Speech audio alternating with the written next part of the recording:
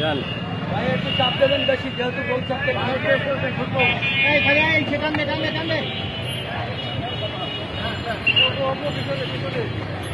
আস্তে ডাইনি করবে ভাই, ডাইনি করবে ভাই, জানো ভাই?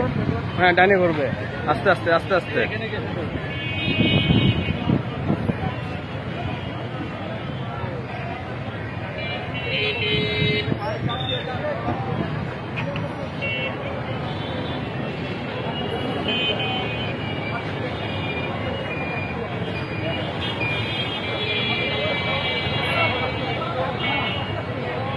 আস্তে আস্তে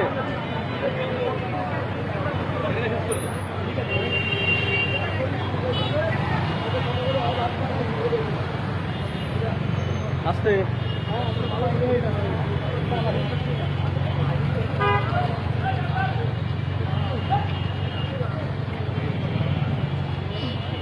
আস্তে যান, আস্তে যান, আপনি আস্তে দাঁড়ায় যান।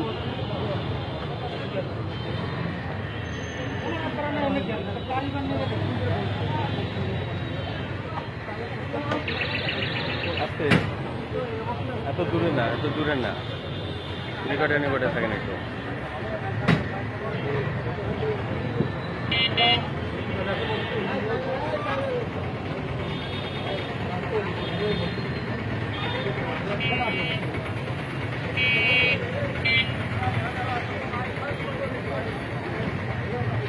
প্রেস ক্লাব মোড়ে শেষ হবে। হ্যাঁ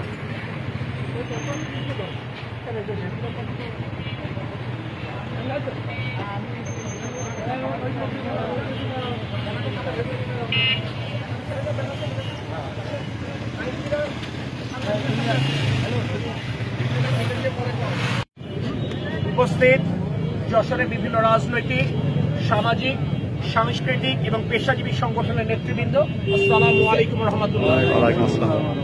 বৈষম্য বিরোধী ছাত্র সমাজ আজকে রাষ্ট্র সংস্কারের নিমিত্তে সমাজের সকল শ্রেণী পেশার মানুষকে যে আহ্বান জানিয়েছে মার্চ ফর জাস্টিস এই কর্মসূচিতে অংশগ্রহণের জন্য, সেই আহ্বানে সাড়া দিয়ে যশোরে রাজনৈতিক, সামাজিক, সাংস্কৃতিক এবং পেশাজীবী সংগঠনের নেতৃবৃন্দ রাজপথে নেমে এসেছে।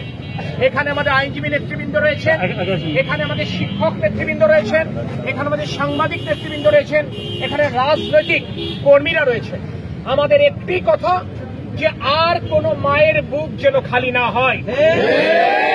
সংস্কার আন্দোলনকে কেন্দ্র করে সারা বাংলাদেশে যে শত শত নিরীহ ছাত্র জনতাকে হত্যা করা হয়েছে, এই হত্যাকাণ্ডের সাথে যে বা যারা জড়িত তাদেরকে চিহ্নিত করে তাদেরকে আইনের আওতায় আনতে হবে। এক ব্যক্তির দম্ভ, এক ব্যক্তির জেদের কারণে আজকে দেশের যে অরাজক অবস্থা, এই পরিস্থিতির দায় স্বীকার করে দামি প্রধানমন্ত্রীকে অবিলম্বে পদত্যাগ করতে হবে। ছাত্র জনতা যতদিন রাজপথে থাকবে, সচেতন যশোরবাসী, সচেতন বাংলাদেশিরা ঠিক ততদিন তাদের সাথে, তাদের পাশে থাকবে। আল্লাহ পাক আমাদের সহায় হন। আল্লাহ হাফেজ। বাংলাদেশ জিন্দাবাদ।